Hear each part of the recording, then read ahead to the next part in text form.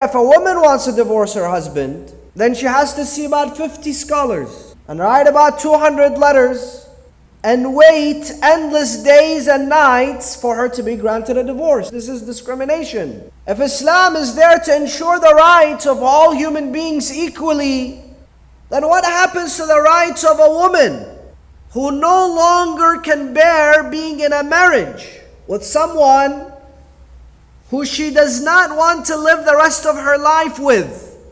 There is no attraction, there could be animosity from her end towards her husband. What happens to her rights when she wants to seek a legitimate separation? However, on the contrary, if a man dislikes his wife, then he can go and marry another wife and keep the first wife. And he can separate from her whenever he wishes. So how is it that here Islam ensures the rights of women in comparison to the rights that the man enjoys within seeking a divorce? What about her dignity and her honor in a marriage where the husband is constantly cursing her, disrespecting her, in some cases even physically abusing her, not fulfilling her needs, whether they are emotional needs or physical needs, dehumanizing her into this marriage, and in return, her dignity and honor is compromised and she is not able to seek divorce?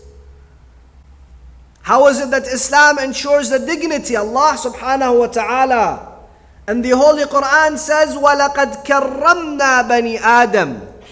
We have honored and dignified the children of Adam. What happens to this woman's dignity and honor when she's dehumanized in such a marriage?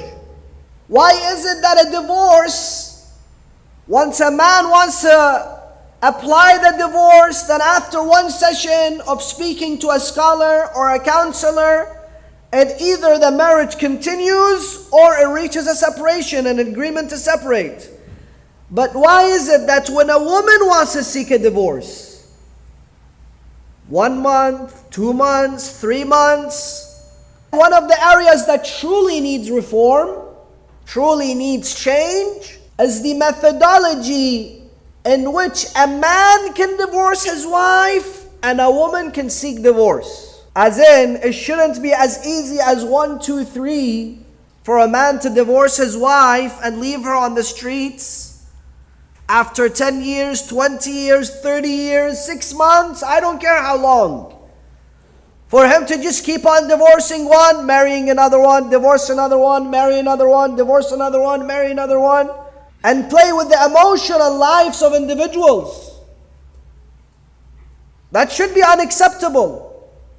And similarly, if a woman wants to be in a marriage with someone else, she does not want to be in a marriage with this particular person, then she should be given the chance to separate from this man and live her life freely.